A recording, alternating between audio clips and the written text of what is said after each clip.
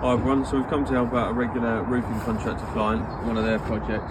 So we haven't done most of this work, so I'm only going to film the bits that we are going to be doing. We've cut and filled in all these jack rafters here on this irregular hipped steel. It was a bit problematic because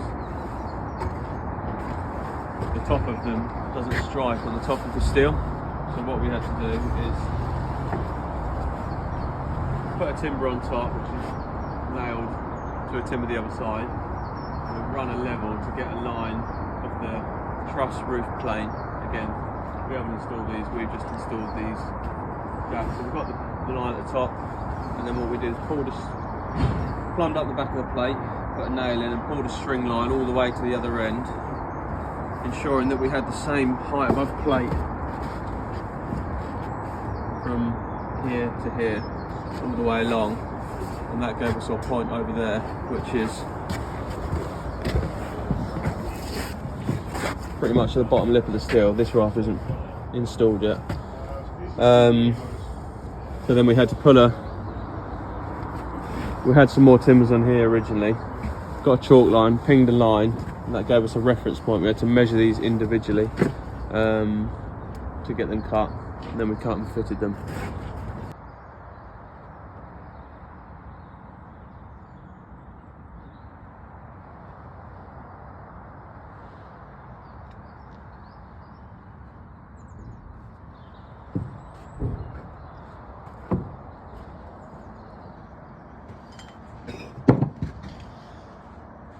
Right, so we're starting on this other section now on the job. So there's some trusses that have been installed by others, and they're not quite in line at the top. Don't know if you can zoom in, Patrick, at this point here. So anyway, they're not sort of centralised with each other at the apex, so we've got to run these trusses through in a flat plane. But the issue we've got is these steels, if you have a look down that end, they're kinking at the end. It's not in a straight line. That can be seen. So what we've got to do, because we've only got a small amount of tolerance here, when we lift and try and install these Posi trusses, the plan is to potentially pack up this wall plate so they'll be higher than these trusses, which then allows us to sort out the plane of these trusses by putting some sort of packing on them. What in turn that will do is give us more tolerance this way, because at the minute you see it's quite close here, the steel. By the time we get over there where it's kinking, that'll either be touching or pushing it out too much. So if we come up on the plates down below, that's going to give us more tolerance to the lip of this steel. And as I say, the implication of that is we'll have to batten out or something that section of the trusses we haven't installed, just to get it to plane through nicely.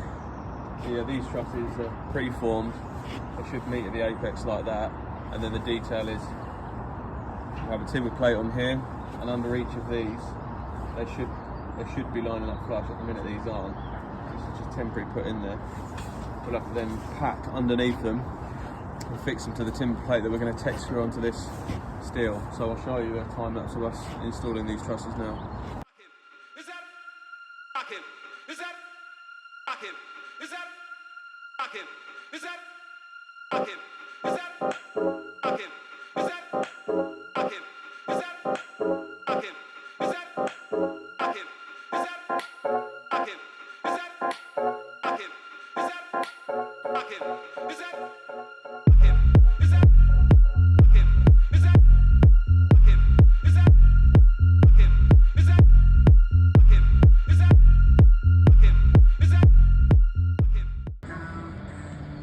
There we go, so we've got that plate straight now, fixed to the steels with tech screws. I've got it lipping over the lip there, 5mm. But you can see the steels are bowing because it's, yeah, about 15mm, 20 in the middle. I'll go and show you in a second. Then at the other end it's about 10mm lipping over. So these are now straight, the steels aren't. But Posi trusses over there are sticking above. Sorry, bearing above. but again, because the steel, it's hard to see, but you can kind of see over there, second and third one are sort of up and down. What it means is that, so this end they're going to sit on the plate as they are at that end. But some of these are going to need packing up from this because this is a bit low at that end, and at that end past the crank we're going to have to notch this plate for them to sit down so that it planes in with the other end.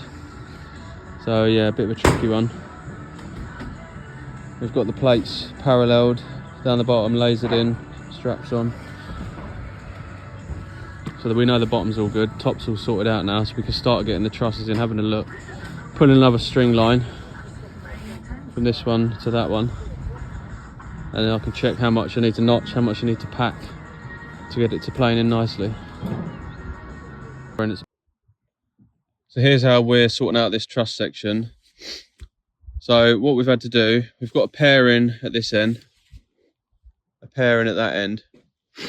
This plate's been lasered in. We've got the same height above plate there, plumb up from the back to the top as we've got over there. As we have down here as well, we plumb up, same height above plate. So that's what we had to achieve down there first. But to get it right, we've had to put a packer under this one. This one's sitting down. We've had to actually chop a bit off there. They don't actually meet exactly in the middle, but this is how we've had to get it the right pitch. But as you can see, I've got a small amount, well, a bigger amount of tolerance than I've got there that's tight on this plate. This plate has been pulled straight with a string line. You can see the steel is bowing in the middle. So this plate is straight, but also the top of the ridge beam isn't level.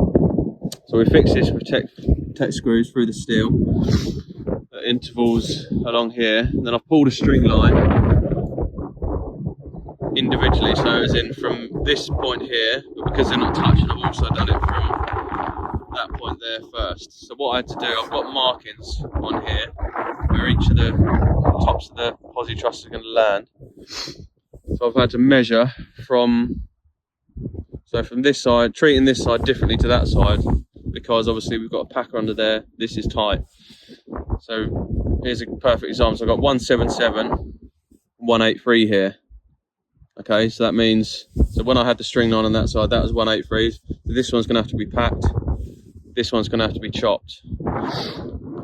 It's pretty much like that all the way along, but that is the only way to get these to plane in. So it's not ideal, you know, installing trusses to a steel structure that isn't quite true, but this is the only way you can do it, really.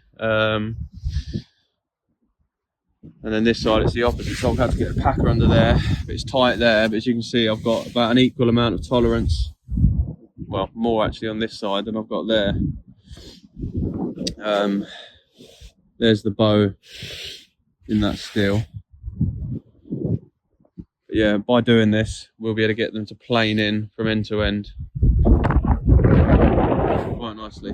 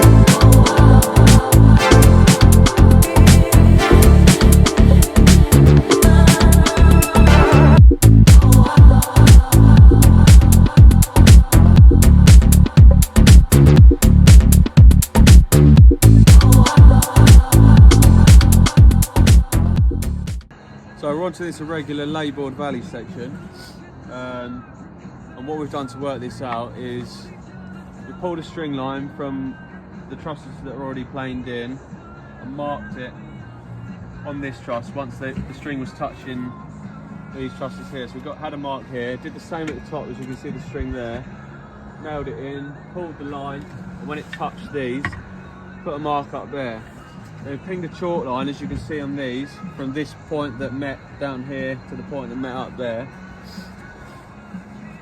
And that is to where these roofs plane in. Now we're going to put a backing bevel on this so that we can put the point of the bevel on this mark. How we work this bevel out is a bit of a calculation, which is the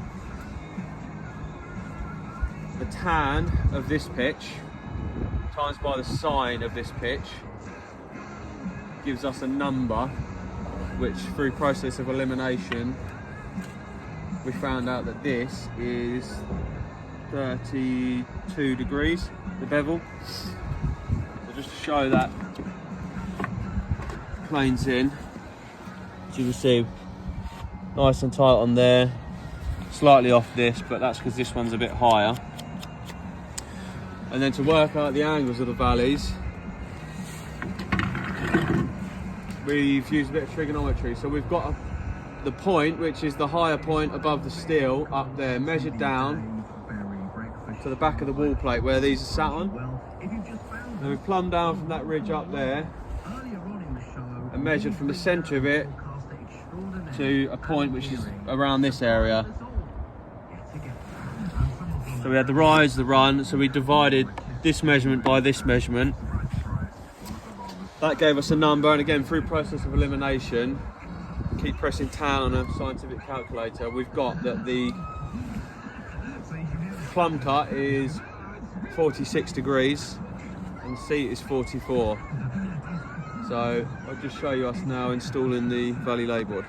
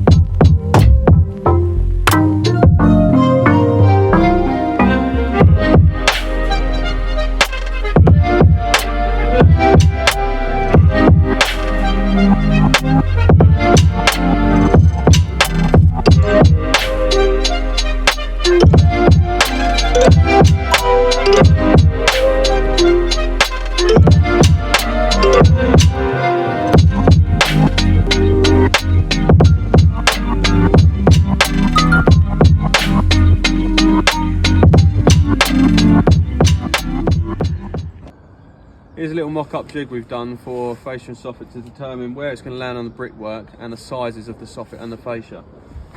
So what we did is, originally it was going to be a 200mm soffit. The fascia is 145 plus a over fascia vent of 25mm, so that's 170. So I cut a piece at 170. I'm not going to get my tape on that, but yeah, that is 170 there. I had a 200 bit of soffit, put a boat level on, just move it in and out until we had the correct upstand touching on here. But the issue that we had is around the back of the house, it left 2 bricks above the lintel. The client wants 1, so what we've had to do is increase the soffit here to 250, as you can see, to the back of the fascia, 250. So now what we can do is, yeah, we've got the correct upstand at the back here for batten. This is concluding the vent on it, which will give the tiles a bit of a kick at the back, at the front rather. And then we've got this 4x1, which we can slide around the back of the rafters, fix it to the wall, and that'll give us a fixing for the soffit. So we've actually got to add on to these trusses here to give a fascia fixing. Yeah. Right, so we're doing this overhang section of roof, and as you can see, the steel overhanging here. But the plate, the wall plate's sat back here, which is in this location here. So what we're having to do to plane this in, we've screwed 2 bits of timber on top, and then I've cut the seat cut of the angle of this roof, picture this roof. Rest it on the brick and then keep it tight on these blocks here. So if we have we're going to use a 4x2 plate. This isn't obviously 4x2, but it's the same thickness. So a third of the rafters there. The plate would be overhanging the brick, as you can see. Well, obviously that would be 95 about there. So to sit on the back of the brick so we can fix into that as an anchor, it's a bit more than a third of the bird's mouth, but it means we can get a 4x2 on this brick. We'll have to then do a bigger notch here to give a fascia fixing over here. Yeah, this is how we've worked that out to plane with this roof. Right, so we're up at the ridge section now. We've got this timber bolt in here, one missing, but we're a bit short on bolts. As you can see, it's out of level quite a bit. So it's bolted into that connection there. The installers have shimmed it to try and bring it around with the ridge, but I don't think it runs in line anyway with these trusses. I think it dives out to this way. So we've got a plate fixed down there, plate fixed down there. What it means, we can't really jack this up because there'll be too much tension on it. I don't think we'll get, you know, it'll jack up slightly, but not that much. So anyway, it's level there, 17mm low. So what we'll have to do, the tops of all these rafters will all have to have different height above plates. So we can get a pair in where the brickwork is. We'll have to run a couple of string lines to where it planes through this end, get a pair here and then fill in the middle. Right, so I'm setting up this dormer now. Someone's already got a timber on here, so I need to find out my height of my walls to pitch my rafters from. I know the pitch of the rafters is 51 degrees, and I've got the height from floor to the apex of the Posi trusses over there. So I've got to work out the rise of the 51 degree roof on this dormer, and the ridge, I've looked at the drawing detail, it finishes to the top of that Posi truss apex.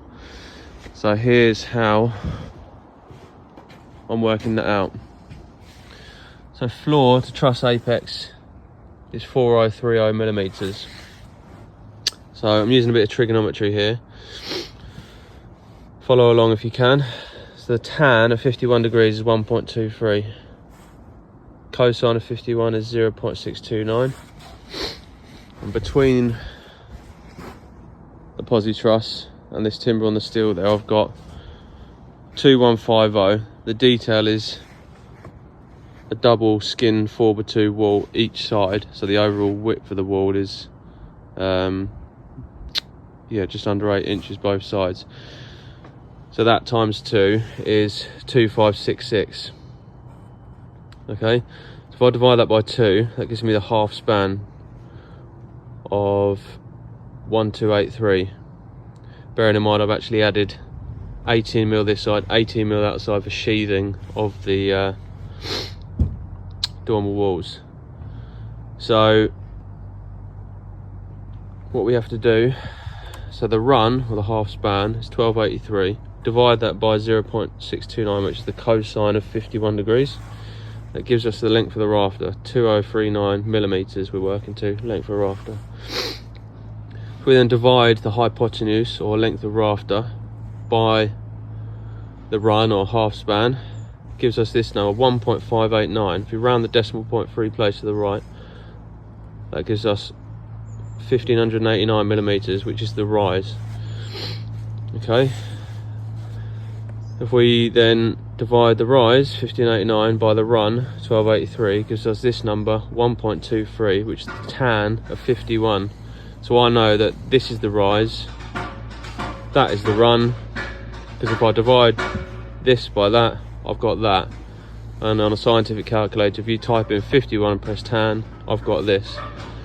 That's how I know I've got my measurements right. So now to get the height of the walls. So this is a mock-up of how the rafter bird's mouth joint is going to be. So I've come up a third, because these timbers are 248, so 82mm there. Here's my plumb mark, this is my seat cut mark. The height above plate, 263mm, so that's from this point to there, vertical height above plate, okay? And then at the top, the ridge is a double ridge. So there's, looking at the end grain of the timber, 45mm, 45mm. So to work out my height of my wall, where my bird's mouth of the rafters are going to sit, what I need to do is the rise that I've got is to this point here, but because the double ridge is going to be flat on the top, I need to deduct this from that rise, which is that rise there, but I also need to add this one. So this is 55mm from there to there, so I need to deduct that off this figure, but then I need to add this figure, okay, and then the total figure I need to then deduct off of that, and then from the floor to whatever that measurement is I've got will be the height of the wall where these are going to sit.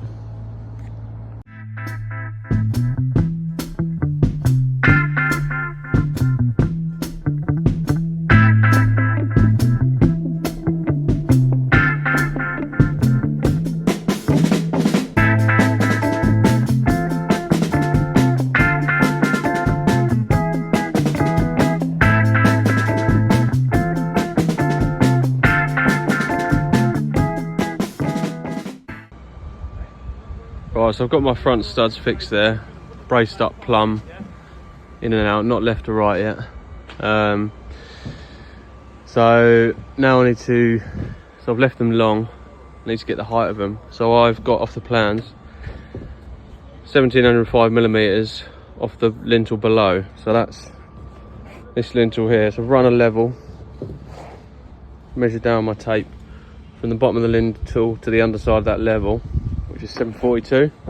So I deduct that off that, which gave me 963. So I've come off the floor, 963 for my sill.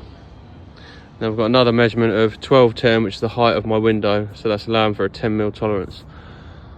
So as you can see, that's where I've got the string line there. Okay. So I did the same as what I've just explained here at that end. Then I've pulled a string line from end to end because the floor seems slightly out. So I know that from this end, that end's the same. Going to be bang in line with the string line, so I need to cut them off. And then we're going to have a double top plate flush with the top of that for the rafters to pitch up from. And yeah, so I'll do a time lapse now of me getting the walls built, cutting those tops off. Yeah, working our way through it.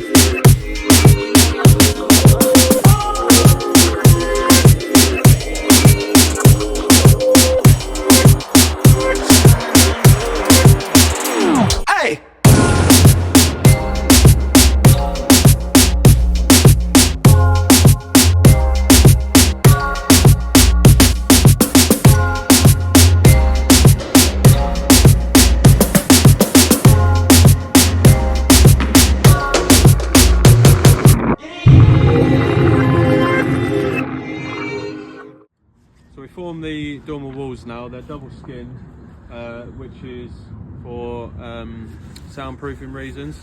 So because the studs aren't in line with each other, the sound doesn't travel through as much once it's doubly insulated. We've still got a double joist to go above at the front there to form the header for the windows. And then it's a vaulted ceiling, but it is flat, but higher up rather than at the height of the wall plate there for the rafters. So I'll just show you the other one over here.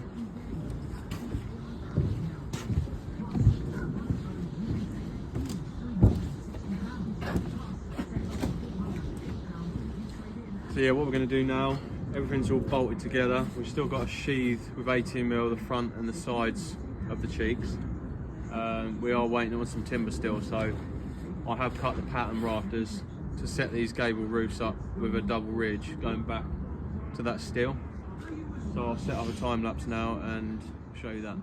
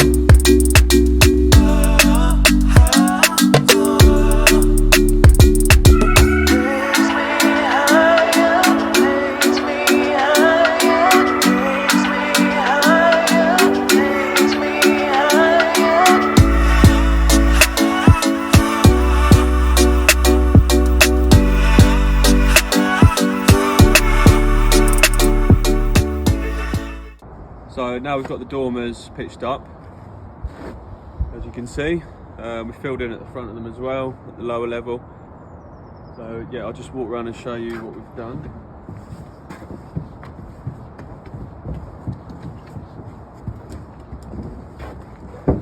So the next stage with these now is where the steel ridge beam is. We've got to block out and bolt some timber in there. And then we're going to set out for the irregular double valley rafters going up to the ridge, and then fill in the jacks, obviously joining into the main roof.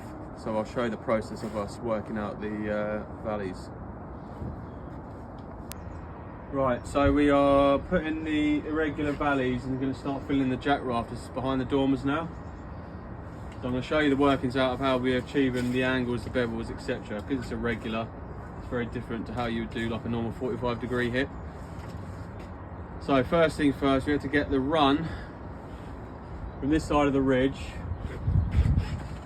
to where it meets this timber and steel crank beam. Then we've got the run from the ridge steel up there with the timber in to where, so if you run a level on the top of these rafters and mark where it strikes on there, as you can see here, the reason I've got a block here, you pass me the phone a sec, Patrick, is because the Posis are higher than this timber, so the thickness of that is how much they're sticking above. So anyway, run a level across where it strikes there, that's how we've got that point there. And then, so yeah, we had to work out then the rise, so run a level across from that ridge, measure down to this point here, which is the centre of the double valley. It's going to be a double valley. So this, there'll be a splay cut. We need to bolt a timber in here so we can get a good fixing for the valley. And then yeah, we got the run, as I say, from like if we plumb down from that ridge at the top there to this point, that's the run of that section. So if we go over to this bit of OSB now.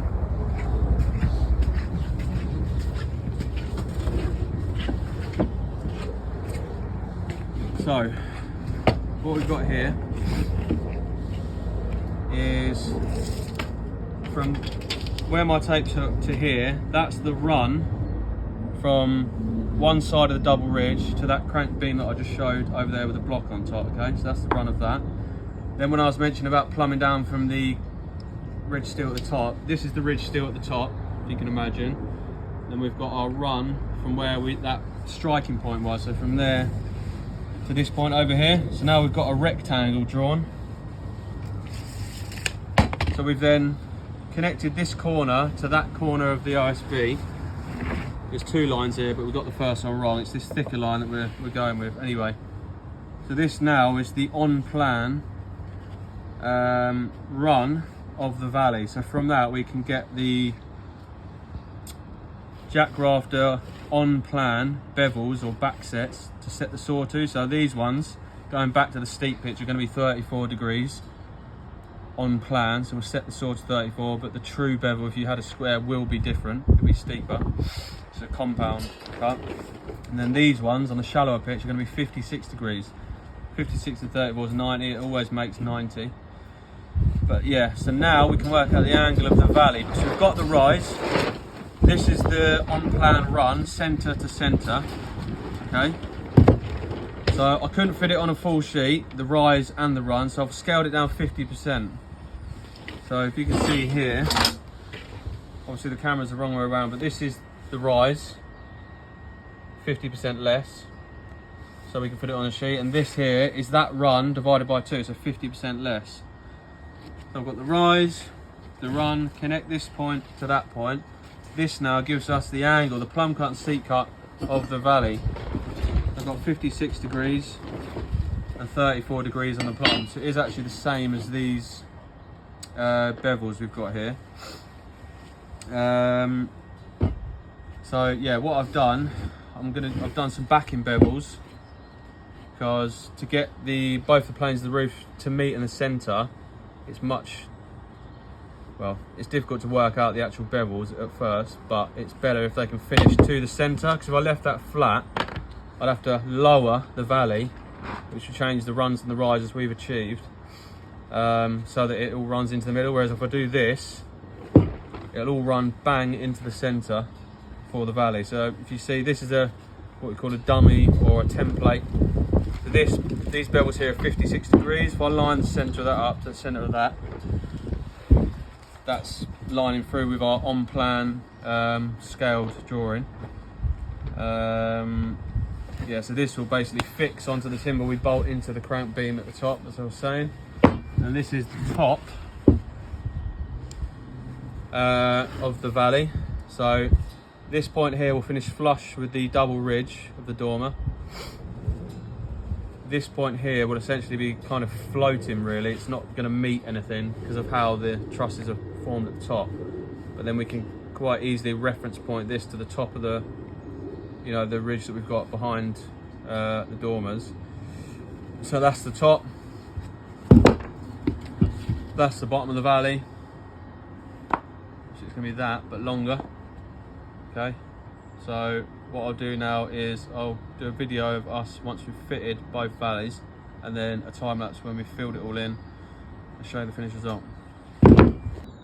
So we've got our couple of template pieces up here. Here's the top of the valley. As you can see, it's flush with this corner here, so that'll plane through with that roof. This one here, I've already lined it through with that. That lines up nice. I'll just show you, we've got a pattern.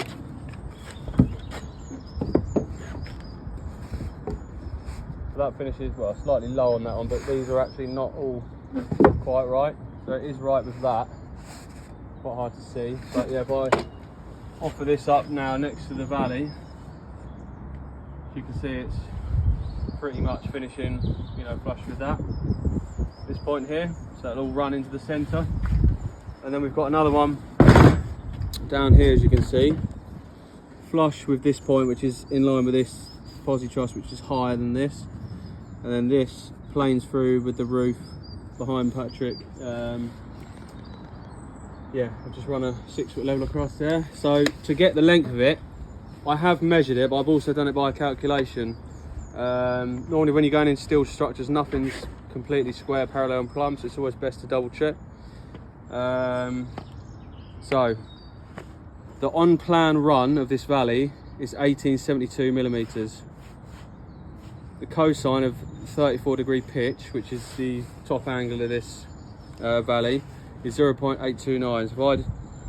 So the run, on plan run, 1872 divided by 0.829, the length from centre to centre should be 2258. I'll show you now, by measure. From the centre all the way down. There you go, so where it strikes that pencil mark, can you see that? 2258.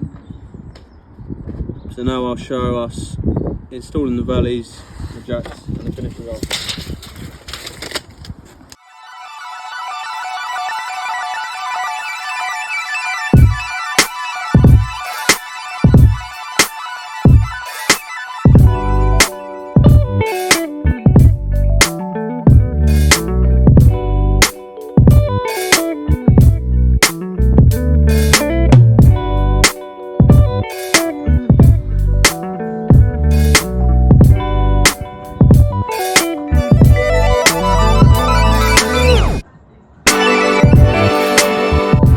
Thanks for watching, everyone.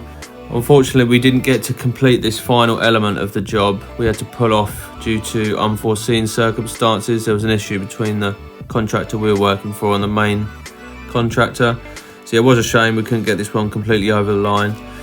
But yeah, there's not a lot we could have done in this situation. So once again, thanks for watching, and I'll see you in the next video.